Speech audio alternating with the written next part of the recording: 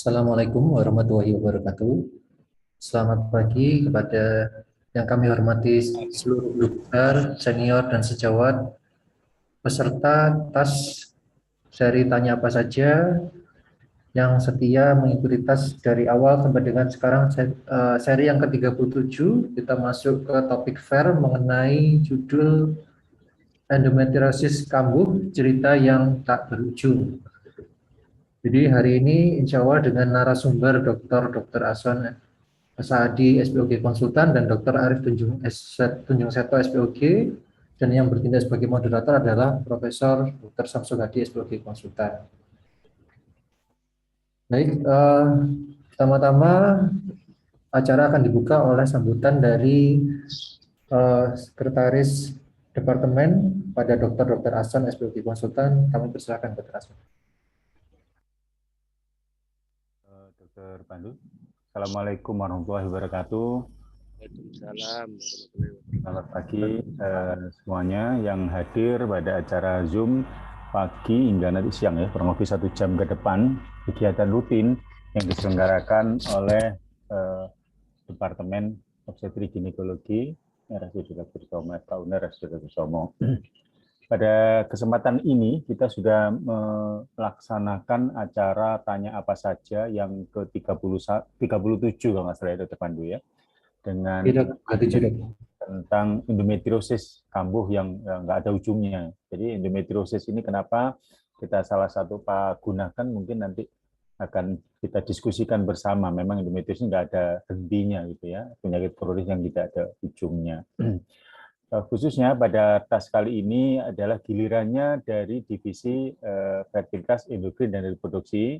Saya selaku atas nama Departemen dan KSM mengucapkan terima kasih yang sebesar-besarnya kepada divisi FER, dalam hari ini Prof. Samsul Hadi yang selaku moderator pada pagi hari ini, saya sendiri dan nanti Dr. Seto yang akan membahas tentang endometriosis ini adalah sesuatu yang insya Allah sangat bermanfaat, ya, apalagi di era pandemi COVID kali ini, dan menyisikan 1 jam saja pada pagi ini kita dapat menggali ilmu bersama, saling sharing satu sama lain. Ini adalah mewujudkan suatu kebersamaan dan dengan meningkatkan mutu dari pendidikan dan pengetahuan, dan khususnya kepada seluruh partisipan yang hadir dan yang aktif dan yang selalu mengikuti kegiatan ini. Tentunya kami atas nama Departemen mengucapkan terima kasih banyak-banyaknya. Tanpa partisipan tentunya kami tidak ada apa-apanya, dan tentunya juga masukan-masukan kiranya ke depannya kita memerlukan, mohon disampaikan mulai per WA atau berbagai macam cara yang sifatnya akan memperbaiki kegiatan tas ini ke depan. Karena kita menuntaskan kegiatan tas ini 1 tahun, kemudian kita evaluasi lagi dan bagaimana selanjutnya. Serta mungkin mengingatkan juga tas yang ke depan kaitannya dengan divisi onkologi, tentang kemo, dan berikutnya tentang infeksi dari uroginekologi. Saya kira saya tidak berpanjang lebar pada pembukaan kali ini. Sekali lagi saya ucapkan terima kasih, salam sehat semua, dan semoga kita selalu dalam lindungannya, dan selamat menikmati kegiatan tas yang ke-37 ini. Terima kasih. Assalamualaikum warahmatullahi wabarakatuh. Terima kasih, Dr. Pandu.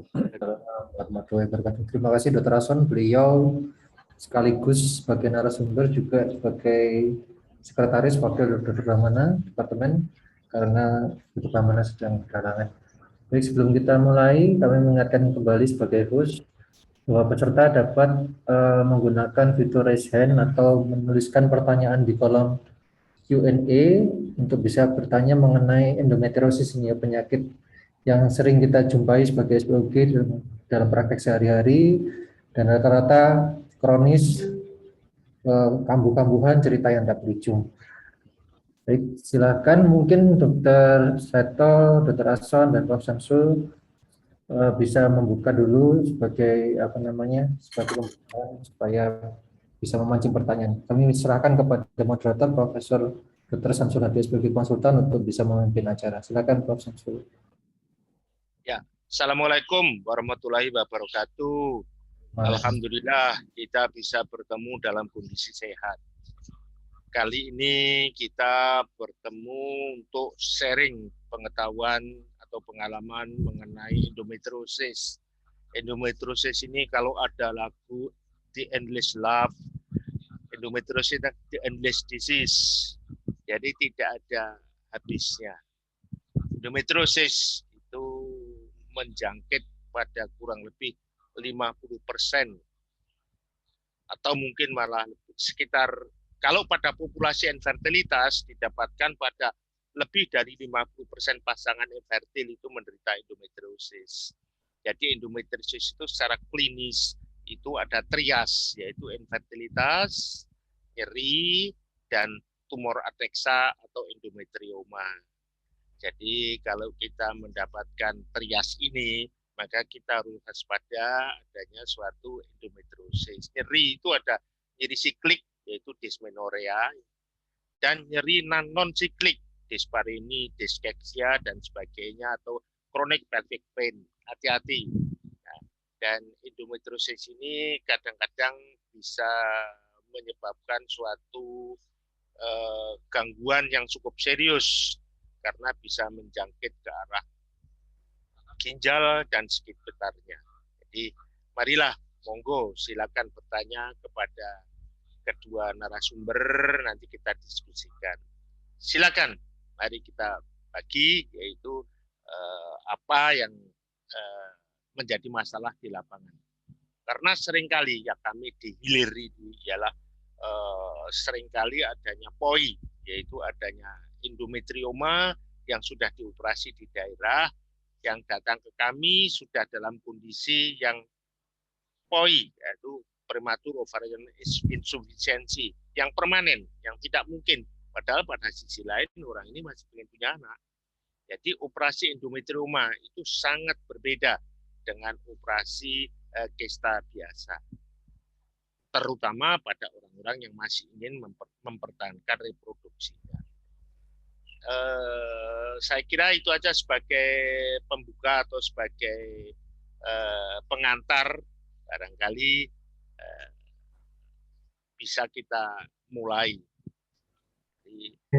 Baik Prof, ini sudah ada satu pertanyaan Prof di kolom Q&A Prof, izin saya bacakan ya Prof. Monggo, silakan. Pertanyaan dari Dr. Indi Ambang Suryadi.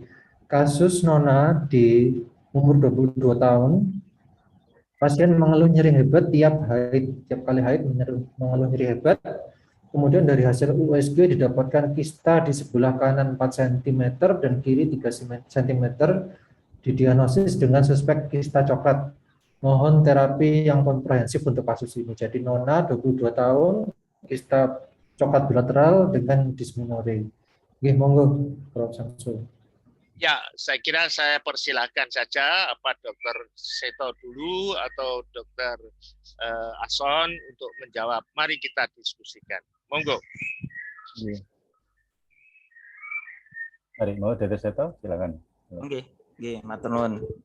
Terima kasih Prof kehadirannya dan juga dari Dr. Ason. Mungkin ini kok kebetulan cocok, saya kebetulan ada sedikit slide yang saya share dan ini juga berhubungan sama mengenai nyeri haid ini. Jadi haid ini memang suatu hal yang sangat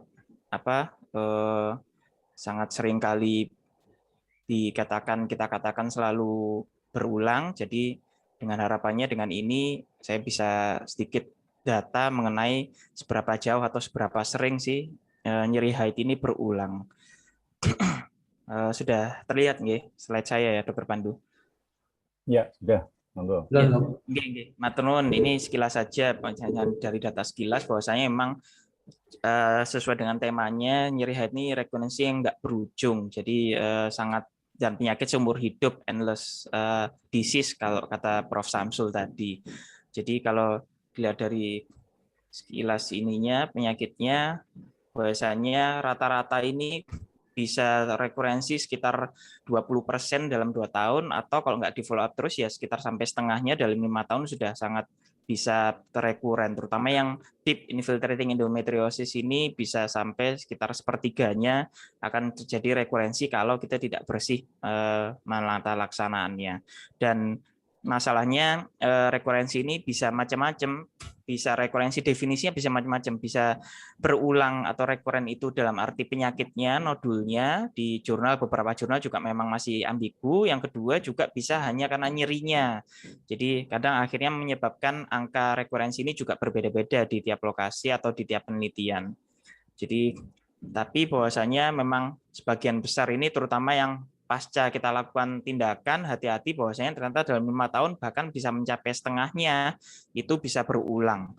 Nah, kalau semakin berulang dilakukan reoperasi, maka biasanya itu tadi karena hampir atau kurang lebih setengah dari pasien yang operasi itu bisa berulang, bahkan sebagian memerlukan sekitar 3-4 kali berulang-ulang operasi, di mana tentunya operasi meningkatkan morbiditas maupun ya mortalitas. Pertama juga kita harus berpikir ke depannya mengenai fertilitasnya, yaitu ovarium reserve atau cadangan ovariumnya. Ini ada beberapa. Nah, ini yang berhubungan dengan mungkin pertanyaan Dokter Indi tadi, bahwa ternyata salah satu yang paling sering menyebabkan atau faktor risiko berulang itu yaitu usia muda. Jadi semakin muda usia, mungkin karena memang hormonnya yang memang masih sangat aktif, terutama karena memang ini adalah estrogen dependent, maka akan lebih besar. Termasuk juga ketika pada saat usia muda kemudian dilakukan operasi. Oleh karena itu kenapa kami di fertilitas sangat istilahnya berhati-hati dan menunda betul kalau kita melakukan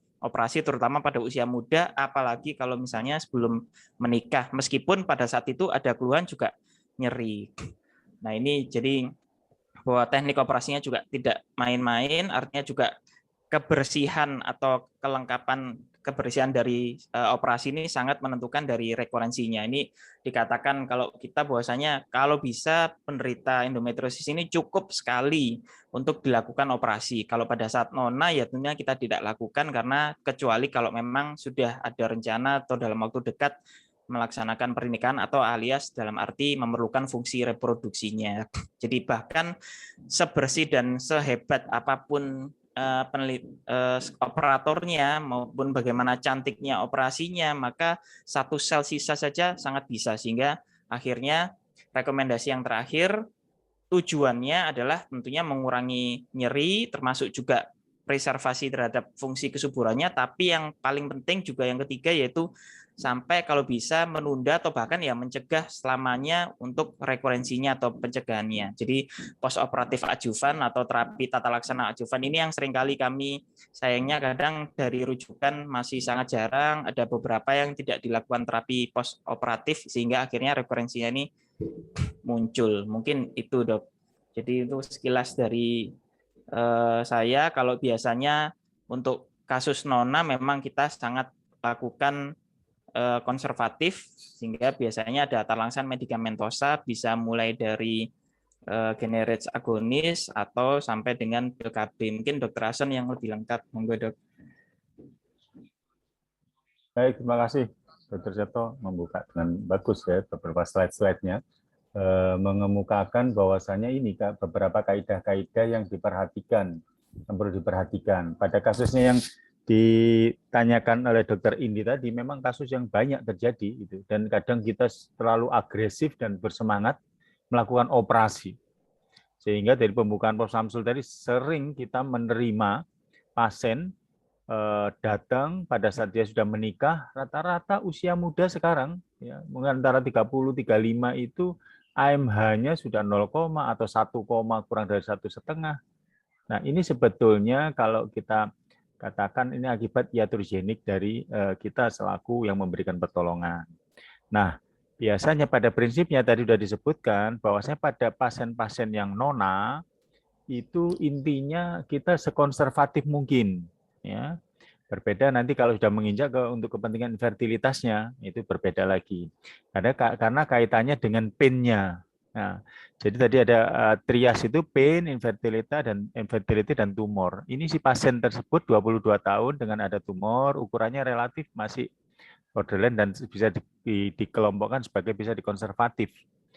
Jadi tidak menimbulkan dampak nyeri tekan, dampak penekanan dari tumornya, dan hanya pain-nya saja. Jadi saya sebetulnya merekomendasi untuk kasusnya Dr. Indi ini kita memberikan terapi medikamentosa. Nah, kita tahu bahwasannya medikamentosa saat ini ada beberapa lini yang dikatakan.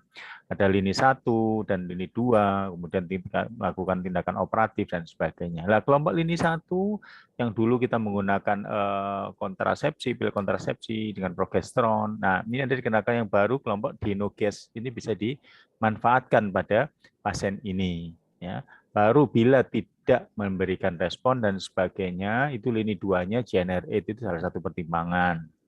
Maka karena pada pasien ini lebih dari 18 tahun, sebetulnya apa mungkin memungkinkan. Dan apakah langsung dengan GnR8? Menurut kami jangan dulu, kita sesuai dengan lininya dulu. Karena kalau memang dengan terapi yang lini 1 mengatasi pada keluhan nyerinya, lebih baik digunakan ini. Dan yang lebih penting lagi, di KIE pasien tadi. KIE terhadap bagaimana disease endometriosis ini di usia muda dan dampak ke depannya. Termasuk jangan lupa kalau sudah mulai menikah maka lebih cepat diberikan pengarahan untuk mengontrolkan dirinya dan melakukan treatment manajemen infertility-nya sedini mungkin sehingga tidak lebih terlambat di kemudian hari. Karena kita mencatat pada pasien ini juga terlambat, ya. Jadi kalau kita baca Profesor Cameron itu yang dari Prancis itu selalu menyebutkan dia endometriosis sering terjadi keterlambatan. Ya, berbagai negara mengajukan disebutkan 3 tahun, 5 tahun, 7 tahun, bahkan di Jepang itu 5 tahun, Australia dikatakan 7 tahun. Ya, artinya penyakit ini memang ketahuannya setelah sudah lewat, ya, setelah sudah lewat. Maka mungkin dengan lebih dini kita sekarang saat ini lebih care, lebih mewaspadai, ada nyeri hati-hati endometriosis, maka mungkin akan bisa lebih mengatasi lebih awal dengan kerusakan jaringan lebih dapat ditekan seminimal mungkin. Saya kira itu ya. Jadi medikamentosa di lini 1 dicoba dulu Dokter Indi. Itu aja yang bisa saya sampaikan. Terima kasih. Mungkin Prof. Samsul ini. Ya, melengkapi. Monggo Prof. Saya hanya ingin menambahkan satu. Ini betul Dr. Rason yang mengatakan bahwa ini yang sering terjadi, nona dengan endometrioma duplex. Ini operasinya harus hati-hati. Operasinya harus di tersier, bukan di primer atau sekunder, harus tersier karena perlu penanganan khusus. Itu satu. Kedua, endometrioma. Endometrioma itu diagnosis dengan TVS, itu mempunyai spesifisitas dan sensitivity yang cukup tinggi. Tetapi perlu diingat juga bahwa endometrioma itu jarang menyebabkan suatu nyeri. Kalau menyebabkan nyeri, hati-hati, berarti ada DIE, Deep Infiltrating Endometriosis. Jadi kita harus hati-hati. Kalau saya hanya membabat kistanya saja, sedangkan DIE-nya tidak diapa-apain, bisa kambuh. Dan DIE, Deep Infiltrating Endometriosis, itu yang berbahaya kalau dia mendekati organ-organ vital, misalkan dekat ureter sehingga menyebabkan hidronefrosis dan sebagainya. Maka perlu dikaji apakah bagaimana saluran urinary tract ini sudah mulai terganggu apa belum. Itulah sebabnya tadi dikatakan oleh Dr. Seto, operasi untuk bersih, pandai-pandainya orang melakukan operasi, sulit untuk mendapatkan, untuk membersihkan. Dan tekniknya pun khusus, dan yang lebih penting, operasi ini harus diikuti dengan kehamilan. Karena ada limit, ada batas waktu. Kalau setelah operasi ada batas waktu tertentu tidak hamil, maka itu harus IVF. Karena kita berpacu dengan kemungkinan kambuh yang dikatakan dalam 5 tahun bisa lebih dari 50% recurrence rate-nya. Nah, oleh karena itu saya sangat setuju yang dikatakan Dr. Ahson. Lini pertama ialah medikamentosa. Karena saya tidak tahu ini DIE-nya ada di mana. Nanti saya melakukan kistektomi, nanti akan menyebabkan POI, nyerinya tidak hilang. Ya, karena DIE-nya kita tidak tahu di mana. Maka biasanya kalau kami melakukan, sebelum melakukan operasi, biasanya dilakukan MRI. Ya, apakah ada DIE di sebelah mana, fungsi ginjalnya bagaimana, dan sebagainya, dan sebagainya. Jadi saya makanya di dalam skor infertilitas saya kalau sudah ada masa di apex tumor, skornya 3. Skornya 3, dan itu di tersier, bukan pada tempatnya untuk dioperasi di lapangan atau di level yang lebih di bawahnya. Saya setuju, dan yang perlu diperhatikan juga, Dr. Ason tadi sudah mengatakan, yaitu bahwa nyeri itu terapinya bisa dengan generate agonis. Generate agonis itu hati-hati pada gadis yang di bawah 18 tahun.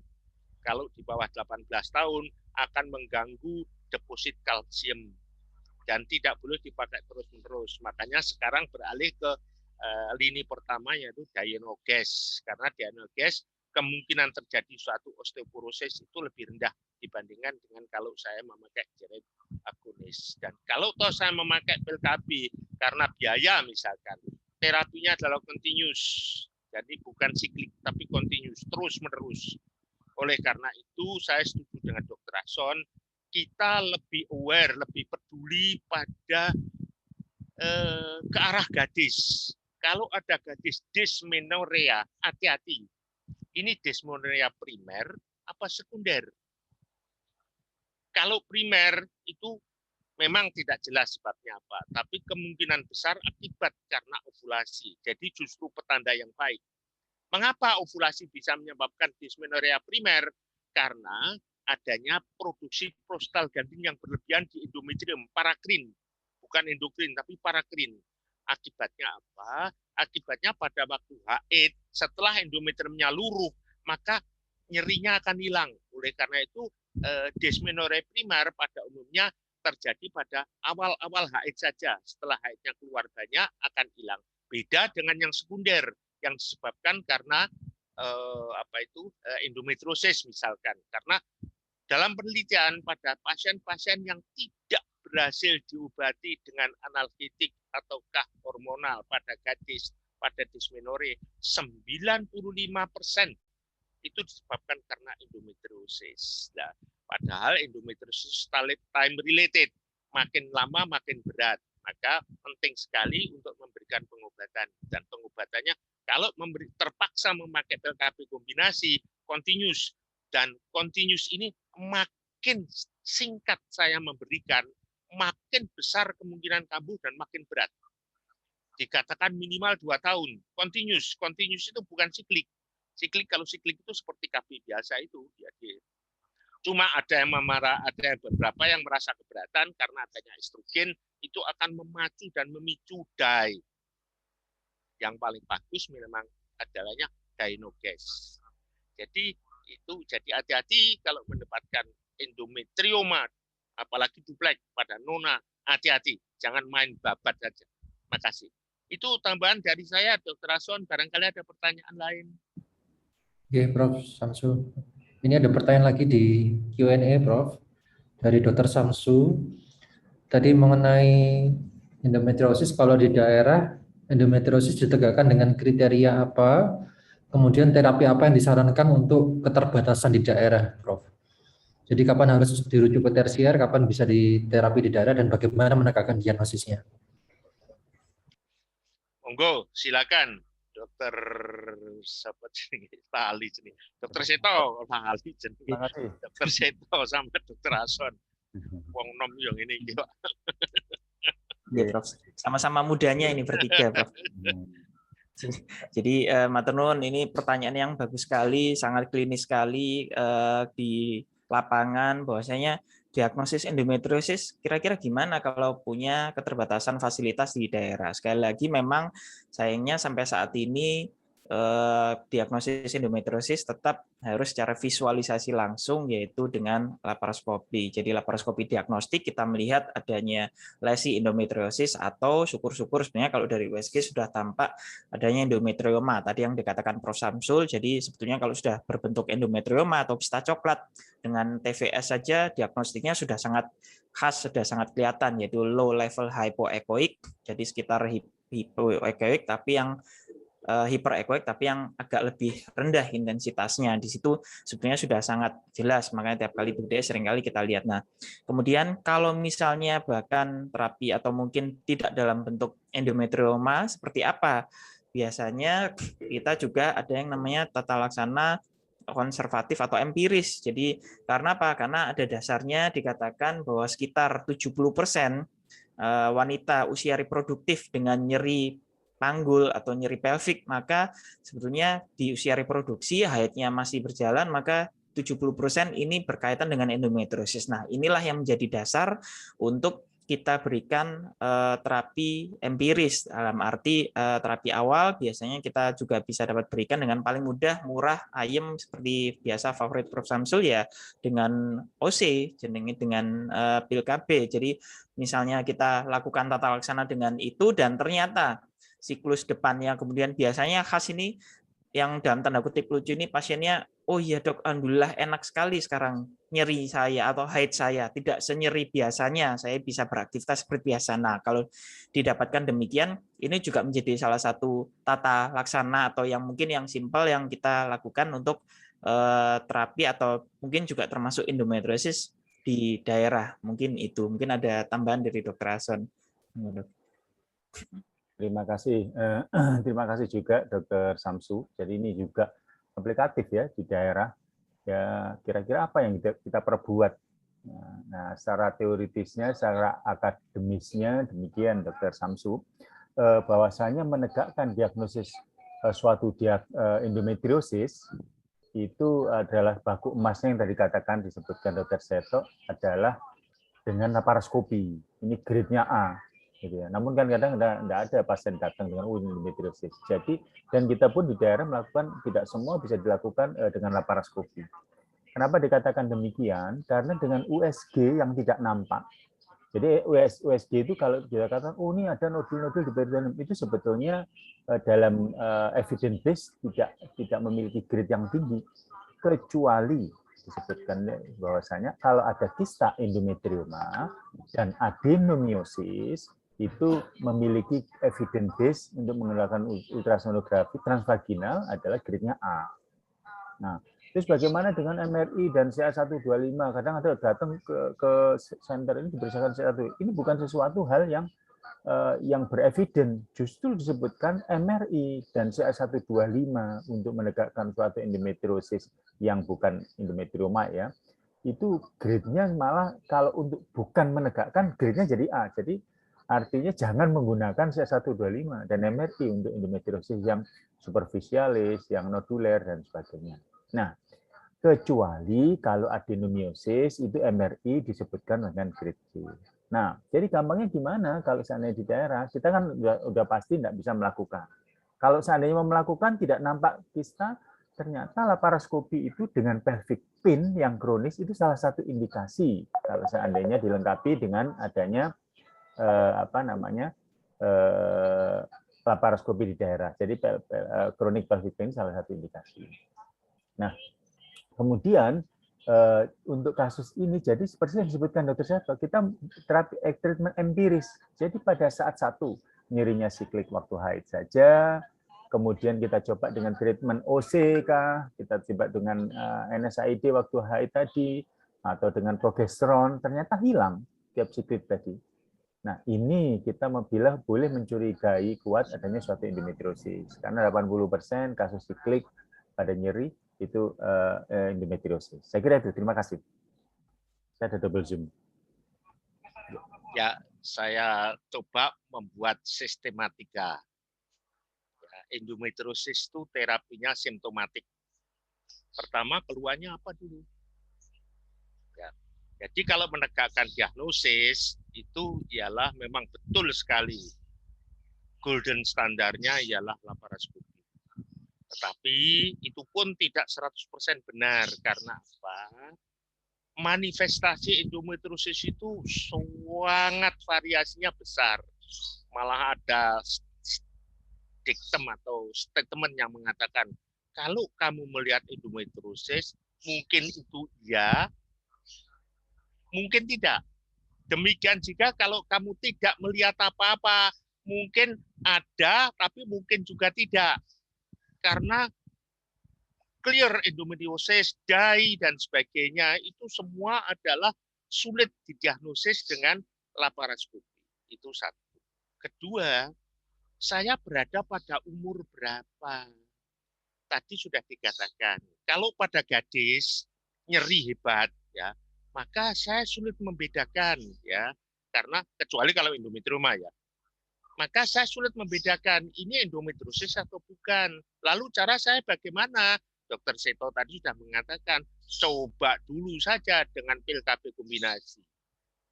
Kalau saya kasih pil kombinasi secara siklik, artinya saya biarkan haid, itu hilang, oh itu berarti endometriosis karena ovulatuar. Karena ovulasi sendiri bisa menyebabkan dysmenorrhea. Dysmenoreanya akibat karena produksi parakrin endometrium prostaglandin yang berlebihan. Karena ada penelitian pada orang-orang yang mempunyai dysmenorrhea dibandingkan orang yang tidak, itu prostaglandin di darah haidnya itu jauh lebih tinggi pada pasien-pasien yang endometriosis. Sehingga kalau saya pada gadis dysmenorrhea saya sulit, saya kasih aja pil KB kombinasi siklik 3 bulan. Hilang enggak?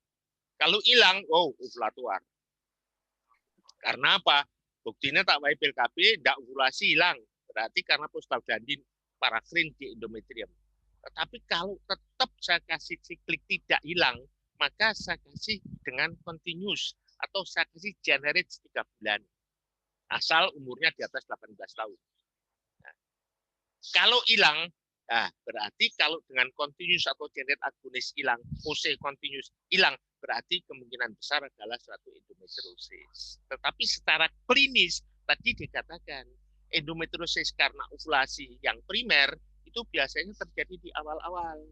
Tapi kalau sekunder, karena patofisiologinya lain, baik yang siklik maupun yang non-siklik, itu akan terjadi sepanjang haid, malah mungkin malah di luar haid. Karena apa? Karena endometriosis itu patofisiologinya bisa karena rangsangan pada saraf, bisa karena prostaglandin di lokal implantasi yang tentunya di sana tidak darahnya tidak keluar, kendong di sana, makanya dia terus ada. Atau karena keperdarahan sendiri, karena rangsangan, karena adanya inflamasi. Jadi patofisiologinya beda. Oleh karena itu, kalau di nona, maka tesnya gampang. Tapi kalau di nyonya, nah sekarang keluhannya apa? Apa infertility, apa endometrioma, apa nyeri. Nah, dan kemudian tadi dikatakan, tadi ada trias. Kalau infertilitas, maka jelas diagnosisnya lebih gampang, harus dengan laparoskopi. Jadi kalau keluarnya infertilitas, diagnosis pasti dari endometriosis adalah laparoskopi. Tetapi kalau pada nyeri saja yang bukan infertilitas, maka saya boleh hantam dulu dengan medikamentosa. Respon enggak, seperti yang dikatakan tadi. Jadi memang diagnosisnya tergantung klinis dan kita jangan berpegang pada satu fakta. Apakah dia kombinasi infertility dengan nyeri, atau nyeri dengan endometrioma, atau tiga-tiganya. Kalau infertilitas, maka kita akan mencurigai kalau ada endometrioma jelas. Kalau ada nyeri yang tadi dikatakan, maka kita bisa melakukan laparoskopi. Jadi tergantung dari umurnya berapa, keluhannya apa, lalu terapinya yang di darah bagaimana, lah keluhannya apa. Kalau misalkan tadi seperti kasusnya Dokter Indi, endometrioma duplex, meskipun itu masih nona, belum infertilitas, ya akan infertilitas nantinya, itu sebaiknya tidak dilakukan operasi di daerah. Tidak dilakukan operasi di daerah. Terapinya medikamentosa dulu. Sampai dia nanti bakalan kawin atau mendekati kawin, kirim ke tersier. Maka dia nanti akan dilakukan laparoskopi atau terapi yang adekuat dan akan segera diikuti program kehamilan yang terarah dan terencana dengan batas waktu tertentu. Karena apa? Karena recurrence rate-nya 5 tahun itu berkisar 50, malah lebih, ada yang mengatakan 70%. Itu saya kira. Prof. Samsul, sambil kita menunggu pertanyaan dari para peserta, bisa dari kolom Q&A atau raise hand. Ini ada satu lagi, Prof, pertanyaan dari Dr. Edi J. Purnama. Pasien masih nona, usia 40 tahun, menstruasi hari pertama dan kedua selalu sakit, Tapi kali ini sakitnya lebih hebat sampai dengan ke dubur nyerinya. Pasien periksa ke dokter Objin di USG tidak tampak kista endometriosis, kemudian didiagnosis sebagai PID. Diberikan antibiotik ciprofloxacin dan Nutriflam, tidak ada perbaikan. Bagaimana sebaiknya, apakah masuk akal diagnosis PID dalam hal ini? Jadi endometriosis di DD dengan PID nggih, Prof. Mohon masukannya, Prof. Samsul, Dr. Seto, Dr. Hasan. Iya, terima kasih. Mungkin saya duluan ya.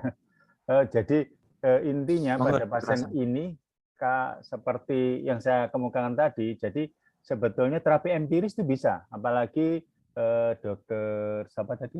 Dokter Edi tadi ini mencurigai jangan-jangan endometriosis. Jadi kalau kita sudah ada di benak kita mencurigai, sebetulnya kita memberikan treatment empiris dengan OC, dengan progesteron, itu kalau nyerinya berkurang dan pada siklus berikutnya tidak ada, maka itu hampir dikatakan 80% sudah itu endometriosis.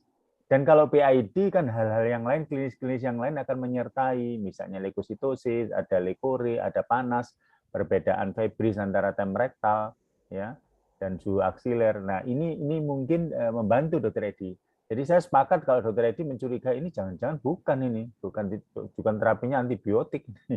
Jadi ini mengarah ke endometriosis.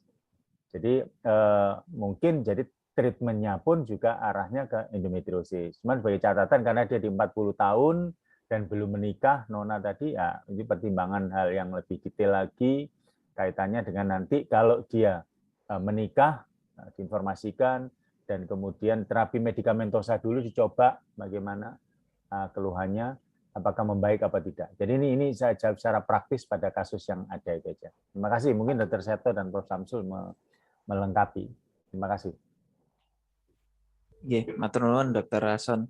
Jadi ini kasus yang bagus juga. Jadi Nona usia 40 tahun dan memang kecurigaannya juga bisa ke PID atau yang lain. Tapi kalau kita lihat dari perjalanan penyakitnya sudah tampak memang mengarah ke endometriosis bisa jadi nggih, karena untuk faktor risiko PID sendiri bisa jadi pada orang ini minimal karena belum aktif seksual berhubungan kalau memang betul masih nona, dan juga apakah ada riwayat infeksi seperti keputihan atau yang lain, tapi sepertinya minimal. Ditambah lagi ternyata setelah tata laksana antibiotik juga tidak ada respon yang adekuat, maka kita lebih mengarah ke endometriosis. Untuk terapi atau tata laksana ya kembali lagi bahwasanya sayangnya pasien ini tidak hanya serta-merta ini yang paling khas, yang kita paling sering kita temukan kalau kita diskusi, kami diskusi di Fairboard, yaitu terapinya bagaimana, apakah satu persatu atau harus komprehensif. Seringkali yang kami dilaporkan oleh yang PPDS tentunya biasanya dari pasien hanya ingin nyerinya dulu diatasi. Nah, ini menimbulkan suatu jebakan. Jadi hati-hati, waspada bahwasanya ini tata laksana endometriosis tidak satu persatu, tidak kacamata kuda, harus secara komprehensif, apalagi pasien ini sudah nona, dan siapa tahu misalnya pada pasien ini tentunya ternyata masih ada rencana untuk ingin punya anak, maka sebaiknya sudah harus ditalaksanakan di fasilitas kesehatan yang primer, karena kita tidak hanya memikirkan nyerinya saja, tapi juga tentunya arah fertilitasnya. Di usia 40 tahun saja tanpa melihat faktor risiko yang lain tentunya sudah merupakan kandidat yang kuat untuk bayi tabung atau IVF. Mungkin itu, mungkin Prof. Samsul yang menyempurnakan. Prof. Ya, saya kira jawabannya sudah lengkap semua. Sering kali saya menjumpai yaitu hal semacam ini, pemberian antibiotika, dan antibiotikanya tidak tanggung-tanggung, sudah antibiotika yang kelas berat, bukan kelas yang enteng-entengan. Ya, ini adalah suatu indikasi yang menurut saya kurang pas. Malahan seringkali juga dilakukan apa itu EKG. Ya, seringkali dilakukan EKG, yaitu untuk apa itu menghilangi nyeri. Jadi saya sangat setuju semua itu tadi, bahwa terapinya kita adalah kembali lagi endometriosis itu adalah simptomatik. Saya kira sudah cukup lengkap tadi dari dua pembicara. Jadi jangan kita jangan hanya satu data, tetapi ada beberapa data, darah lengkapnya bagaimana, apa itu keluhan, apalagi tadi sudah dikatakan ada keluhan siklik, kalau nyeri pada waktu haid sampai ke dubur itu siklik. Itu khas sekali untuk endometriosis. Itu khas sekali untuk endometriosis. Saya kira sudah cukup lengkap jawabannya. Ya, makasih. Teman Prof. Samsul, Dr. Sepa, Dr. Hasan. Ke pertanyaan berikutnya dari Dr. Arifandi Pambudi. Mohon pencerahan dari para narasumber dan Prof. Pasien Nyonya menikah 5 bulan, usia masih 24 tahun, menstruasi tidak teratur selama 2 bulan. Dari pemeriksaan USG tampak kista ukuran 3,8 cm yang tanpa keluhan nyeri. Tapi gambar kistanya ini kesan endometrioma. Bagaimana untuk penanganannya? Masihkah ada tempatnya untuk koitus terjadwal setelah regulasi haid? Atau langsung start terapi endometriosis? Oke, monggo masukannya Prof. Dokter. Silakan, siapa? Oke, baik, terima kasih Dr. Pandu. Jadi kepada Dr. Arif ya, Dr. Pambudi. Jadi satu, kita ketemu pada pasien dengan usia masih muda, ya. Kemudian problem list berikutnya menikahnya baru 5 bulan. Dan kistanya juga kurang dari 4 cm, serta yang digarisbawahi juga tidak ada nyeri ini untungnya juga. Jadi sebetulnya pada kasus ini letak konservatif dalam arti kistanya tadi tidak perlu dilakukan operasi dan sebagainya, ada tempatnya.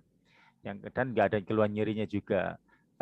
Sisi keduanya, infertilitasnya, kita mengelola infertilitasnya boleh, kita kelola dengan fertilitas dasar, kita penuhin dulu.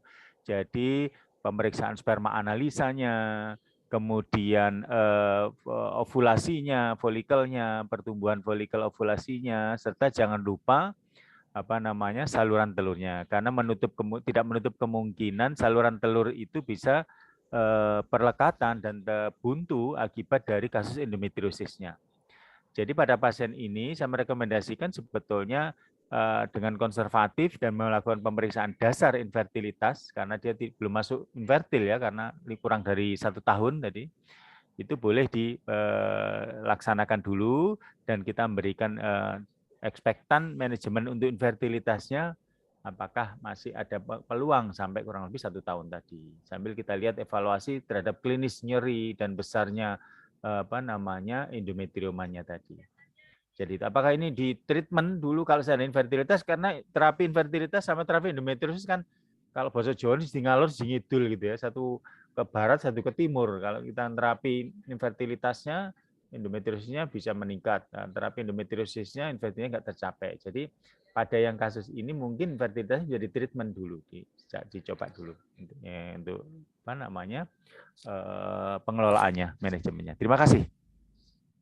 Ini Dr. Seto, silakan tambahkan. Matur nuwun, Dok. Saya betul sangat setuju sekali, juga sependapat dengan Dr. Hasan bahwasanya mungkin kalau kita kembali lagi ke definisi atau batasan infertilitas ya pada pasien ini belum mencapai ke sana. Jadi karena belum 1 tahun menikah, kemudian berhubungan rutin dan lain. Jadi namun memang saya juga ingat betul saran dari guru saya, Prof. Samsul, kali ini bahwasanya mungkin batasan 1 tahun itu biasanya kita pakai kalau betul-betul tidak ada penyakit lain atau gangguan lain. Bila mana memang tidak ada gejala atau misalnya ada nyeri, kemudian suaranya kok rame ya? Di sana meninggal. Terima kasih, mohon Dok, host dibantu.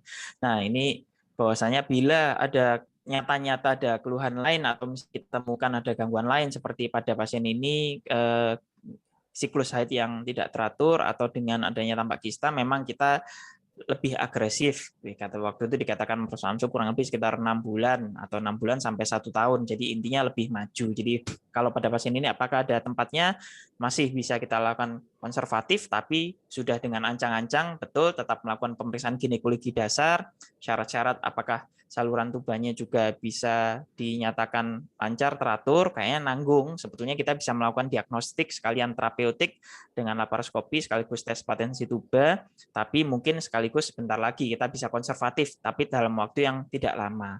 Karena itu tadi kita harus lebih agresif pada mereka yang memang sudah ditemukan adanya gangguan terkait fertilitas, baik pada siklus haid yang tidak teratur maupun adanya endometrioma. Atau monggo Prof, mungkin ada tambahan dan penyempurnaan. Saya kira sudah lengkap, cuma perlu saya garis bawahi. Satu, kalau saya melakukan TVS ada kista pada hari keberapa HID. Karena apa? Ini kista fisiologis atau kista neoplastik. Itu satu. Karena kalau penampangnya 10 cm, misalkan, pasti sudah patologik, pasti neoplastik. Tetapi kalau penampangnya di bawah 5 cm, nanti dulu, jangan-jangan folikel dominan, periovulasi. Itu satu. Kedua ialah, kista ini apakah kita yakin? Dokter Seto tadi sudah mengatakan endometrioma itu khas sekali. Itu beda dengan kista folikel. Beda sekali. Kita harus berada di mana ini? Ini pada endometrioma apa kista fisiologis. Nah, kalau saya condong ke arah endometrioma, nah, berarti ini sudah ada endometriosis. Nah, maka saya melihat faktor yang lainnya. Sperma analisa merupakan pemeriksaan pertama dari infertilitas. Karena pemeriksaan infertilitas itu adalah pasutri, bukan satu-satu. Nah, baru saya menuju kemana saya mencari. Dan ini siklus haidnya kacau. Berarti menunjukkan bahwa ini ada gangguan ovulasi. Nah, berarti saya cek dulu yang gampang. Apa galaktore enggak? Saya mempunyai kebiasaan. Suster saya itu sudah biasa. Sus, ASI sus, pejet ASInya. Nah, kalau ASInya keluar, waduh, hiperprolaktinemia ini. Nah, dan jangan lupa tanda-tanda hipotiroid, mexedema, sebagainya. Gangguan dari apa itu? Adaptasi apa itu? Temperatur misalkan. Jadi dia akan sulit adaptasi. Jadi untuk orang lain gampang, dia sulit. Jadi kita melihatnya harus secara komprehensif. Dan saya sangat setuju sekali bahwa batasan 1 tahun infertilitas itu adalah batasan yang tidak kaku. Tidak kaku. Jadi kalau misalkan contoh saja, seorang wanita umur 25 tahun ada primera menorea, meskipun kawin nggak baru 1 minggu, ya langsung saya evaluasi. Karena apa? Sudah pasti ada kelainan. Kecuali kalau saya secara klinis saya tidak menemukan kelainan, maka saya boleh memakai pegangan 1 tahun kalau umurnya masih muda dan seatap. Ya, yang lebih penting lagi seatap. Jadi dia seatap, dia bisa hubungan apa itu dengan teratur. Dan kalau ngasih advice jangan nyonya hubungan seminggu 3 kali ya. Nah, seminggu 3 kalinya, ya Prof, saya sudah seminggu 3 kali. Tapi apa? Suami saya di Jakarta, Jumat, Sabtu, Minggu, koitus. Lainnya pergi lagi, bukan. Yang dikatakan seminggu 3 kali itu, yaitu 2 hari atau 3 hari sekali. Jadi hati-hati. Kita harus agak jeli. Jadi saya kira kita tidak bisa hanya berpegang pada satu sisi, yaitu kista ini kista fisiologis atau neoplastik. Dan kalau neoplastik, endometrioma ini patologik ini endometrioma atau bukan, dan sebagainya. Dan juga yang boleh ditanyakan lagi ialah pasien ini minum apa sebelum saya lakukan TVS.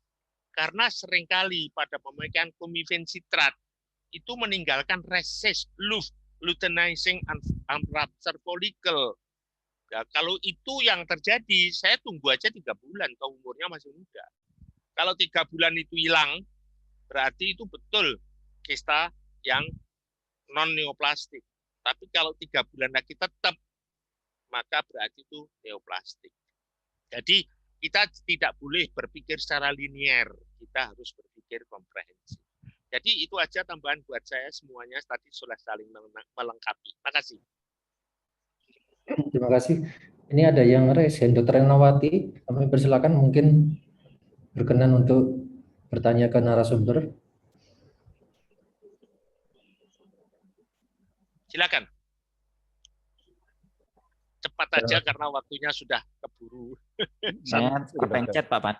Mungkin langsung dokter Ya, Pan. Boleh. baik. Pasien. Kalau misalnya memang kepencet, ini masih ada 2 pertanyaan lagi, Prof. Jadi dari Dokter Ilyas, pada pasien endometriosis yang tidak tahan dengan pil KB dan tidak ingin punya anak lagi, apakah boleh diberikan suntikan DMPA?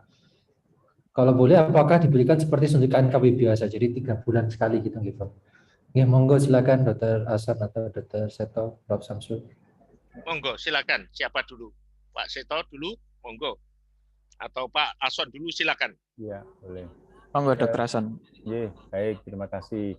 Jadi treatment progesteron pada endometriosis merupakan salah satu terapi untuk apa namanya modalitas manajemennya. Nah, kaitannya dengan pasien ini sebetulnya kalau memang dia menggunakan KB sebagai untuk alat kontrasepsi sebagai treatment yang relatif mudah dan murah, ya silahkan saja, boleh-boleh saja. Namun dampak efek dari apa namanya yang dimunculkan dari depo suntikan tadi kan lebih tinggi kaitannya dengan efek hipertensi, kaitannya dengan apa namanya retensi cairan juga lebih meningkat. Namun sebetulnya progesteron sendiri itu bisa digunakan untuk terapi endometriosis. Nah, kita lihat pada pasien ini ingin punya anak apa enggak. Nah, sebenarnya kalau tidak ingin punya anak enggak apa-apa, tapi modalitas keterbatasan di daerah, BPJS dan sebagainya ini salah satu pertimbangan sebetulnya. Ya. Penggunaan selain dengan pilihan ini apa yang bisa digunakan secara murah meriah ya pil KB kombinasi itu bisa digunakan juga secara continuous, itu juga membantu menekan. Saya kira demikian untuk Dokter Sofana ya. Ya. Mungkin izin menanggapi. Menurut saya juga setuju bahwasanya harus ditanyakan progesteron ini, bahkan tadi sudah disebutkan ada terapi yang lebih first line yaitu dengan Dynogas. Itu juga bisa diberikan pada pasien ini kalau memang mungkin yang dimaksud pil KB pada pasien ini adalah pil KB kombinasi, tentunya dengan kandungan estrogennya yang mungkin kadang efek sampingnya lebih terasa dibandingkan dengan progestin only. Jadi bisa diberikan itu, atau kalau menurut saya kalau jalan terakhir pasien misalnya usia sudah cukup dan kemudian tidak punya anak lagi, ya terapi operatif juga menjadi salah satu pilihan, termasuk ya yang histerektomi. Tapi sekali lagi juga harus dikatakan yang kita bahas di awal, berhati-hati adalah, dan yang sering kali menjadi terlewat adalah bahwa nyeri karena endometriosis bukan semata-mata karena endometriomanya, tapi karena lesi-lesi endometriosis yang ada, terutama deep infiltrating endometriosis itu yang misalnya pasien ternyata juga masih menolak lagi untuk dirujuk dan melakukan operasi, juga operator harus sangat berhati-hati untuk mencari betul, tidak puas dengan mengangkat kistanya atau bahkan seluruh rahimnya, tapi juga harus mencari lesi-lesi endometriosis. Itu yang akan jauh lebih berperan untuk mereduksi keluhan nyerinya. Mungkin itu, Pak Prof. Samsu, mungkin ada tambahan. Ya, saya kira sudah cukup lengkap. Cuma saya hanya ingin menambahkan, apa sih keuntungan Dynogas dibandingkan DMPA? Ya, Dynogas itu ialah dia itu menekan endometrium, menekan endometriosis dengan kadar estrogen antara 30 sampai 50 pikogram per ml. Endometriosis itu hanya akan tumbuh kalau estradiolnya di atas 50 pikogram per ml. Sedangkan osteoporosis itu akan terjadi kalau estrogen E2-nya di bawah 30 pikogram per ml. Nah, ini kemenangan Dynogas. Dynogas itu adalah menurunkan estrogen tetapi tidak sampai di bawah 30 pikogram per ml, tapi sudah di bawah 50 pikogram per ml, sehingga endometriosisnya sudah tertekan, tetapi risiko untuk osteoporosis lebih kecil. Bagaimana dengan DMPA? Masih kontroversi, tetapi dalam penelitian beberapa penelitian menunjukkan kalau dipakai dalam jangka lama, itu masih ada efek osteoporosis. Malahan Prof. Lila itu selalu bilang hati-hati pemakaian DMPA jangka lama.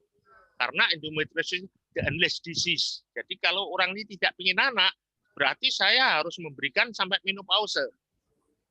Ya, oleh karena itu kalau saya pakai DMPA, selain osteoporosis, hati-hati ada risiko meningioma.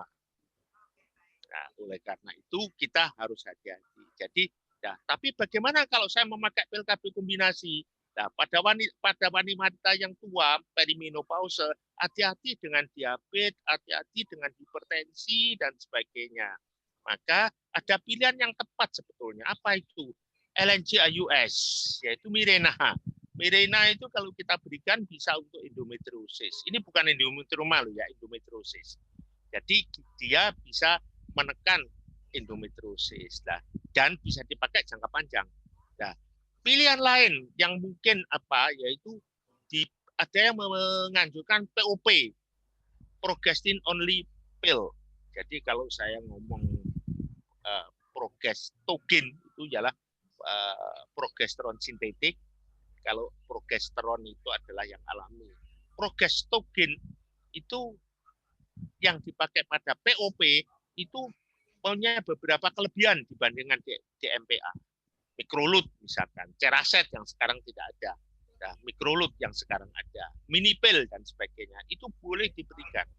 Dan itu ada relatif juga lebih murah, bedanya cuma yaitu dibutuhkan ketaatan minum, tapi ya sama saja. Dinoges juga harus taat minum karena continuous. Jadi itu kira-kira. Jadi DMPA itu hati-hati pemakaian jangka panjang, terutama pada wanita-wanita yang sudah lanjut, karena tadi the endless disease berarti saya harus memberi sampai pasien ini menopause. Itu kira-kira tambahannya. Makasih. Baik, matur nuwun Prof. Samsul. Ini mungkin ada satu pertanyaan terakhir sebelum kita akhiri acara ini. Yang pertama dari Dr. Dimas Abdi Putra. Selamat pagi Prof. Dokter. Saya Dr. Dimas. Saya punya pengalaman 2 pasien hamil yang IUFD. Pasien kasus pertama adalah nyonya usia 40 tahun primigravida dengan placenta previa, dan yang kedua nyonya 30 tahun dengan gravida 2 dengan bekas seksio. Pada saat dibuka, kedua pasien tersebut dengan lesi endometriosis luas dan 2 pasien tersebut dengan kantong cairan coklat di uterus bagian posterior. Bukan endometrioma, jadi mungkin di kahum 12-nya ya, atau di uterus posterior. Keduanya dengan riwayat sulit hamil, menikah lebih dari 5 tahun baru bisa hamil. Jadi adakah kaitan kejadian IUFD dengan lesi endometriosis luas? Apakah ada hubungannya nggih? Endometriosis luas dengan kejadian IUFD berdasarkan pengalaman Dr. Dimas. Monggo Dr. Seto dan Dr. Ason, Prof. Samsul. Iya. Baik, terima kasih. Ini kasus yang sulit ya. Cuman sebetulnya secara prinsip endometriosis itu membuat sulit hamil ya. Namun kalau sudah hamil justru endometriosis itu akan tertekan dengan kehamilannya. Nah, kaitannya dengan yang ditanyakan tadi, apakah endometriosisnya menyebabkan IUFD? Sejauh ini tidak ada kausatif hal ini yang disebutkan pada suatu jurnal. Nah, sebetulnya tadi ada pemberian visan dan sebagainya. Sekali lagi, mari kita meluruskan suatu pengelolaan suatu penyakit. Jadi kalau ada hal yang demikian, sebetulnya apalagi ini sudah dilakukan open dan sebagainya, lakukan biopsi. Ini kan mudah sebetulnya. Itu adalah sesuatu yang tidak meragukan lagi. Kalau itu memang sesuatu dicurigai endometriosis, maka dia akan lebih jelas lagi. Karena hal-hal yang sifatnya meragukan itu bisa aja. Ini sepertinya endometriosis ternyata bukan. Nah, kita ambil aja untuk dilakukan biopsi sekaligus mengevaluasi kasus endometriosisnya. Nah, untuk kelainan pada IUFD-nya itu sendiri, saya tidak yakin endometriosis menyebabkan kematian pada bayinya itu. Ya. Jadi pasti ada sesuatu hal yang memberikan dampak itu, nggak tahu ya evaluasi itu. Yang jelas saya pribadi belum pernah baca jurnalnya endometriosis membuat IUFD pada suatu kehamilan. Jadi sarannya untuk treatment pasca operasi apakah perlu diterapi endometriosisnya, sebetulnya definitif terapi apalagi sudah di open lakukan biopsi. Sayangnya kalau tidak ya keluhan tadi atau visualisasi yang dikatakan sekarang dengan visual saja, dengan laparoskopi visual itu bisa mendeteksi itu endometriosis, itu pun juga akan sangat membantu. Saya kira itu. Jadi pilihan-pilihan misalnya pasca operasinya melakukan terapi KB sementaranya, dia menggunakan contohnya progesteron, menggunakan Denogas dan sebagainya. Ini sebagai suatu treatment menekan seandainya terjadinya suatu endometriosis itu. Yang jelas terapi endometriosis itu ada dua, salah satunya membuat dia hamil dan membuat menopause kan itu tadi. Sedangkan dia kan hamil, artinya dia lebih menekan untuk kasus endometriosis. Ya, terima kasih. Oke, makasih. Mungkin saya singkat aja karena waktunya juga sudah ini. Kalau saya lihat memang dalam kasus ini, insya Allah ada hubungannya hanya kecil karena memang betul tadi memang endometriosis membuat sulit hamil, termasuk juga salah satunya melalui mekanisme ya mengganggu kualitas oosit atau kualitas sel telur karena tentunya menempati dalam lokasi yang sama, terutama bila jadi endometrioma. Tapi bila dalam kasus ini sebetulnya terjadi IUFD, terutama bila post-term atau sudah aterm, maka sebenarnya sedikit yang lebih penting memang sesuai setuju dengan saran Dr. Ahsan tadi, lebih pada pencegahan dan untuk kedepannya supaya karena nanti sudah jelas riwayatnya pasien dengan kesulitan untuk hamil, maka kita harus betul-betul pintar mengatur dan merencanakan untuk kehamilan berikutnya. Terutama yang salah satunya malah sudah usia 40 tahun, primigravida, sebetulnya sayang sekali. Mungkin itu aja. Mungkin bisa ditutup sekaligus dengan Prof. Samsu. Mungkin terakhir, mohon maaf, saya tadi mau menambahkan pula, kita mungkin kalau ada kesempatan lagi bahwasanya juga tadi diagnostik mengenai endometriosis dengan CA125, juga tadi Dr. Son sudah pernah sempat menambahkan bahwasanya tidak terburu-buru untuk mendiagnosis sebagai suatu keganasan. Kami seringkali mendapatkan diagnosis rujukan dengan CA125 yang tinggi dengan curiga ganas, tapi ternyata setelah dievaluasi oleh sejawat Unko yang di sini ternyata merupakan suatu endometriosis atau endometrioma. Jadi CA125 yang tinggi tidak mengarah pada karena CA125 merupakan suatu marker yang tidak spesifik, hanya sensitif oleh karena diproduksi oleh epitelial, jadi semakin besar endometriomanya ya tentunya CA125 juga makin tinggi. Monggo Prof. Samsul mungkin berkenan untuk menutup sekaligus.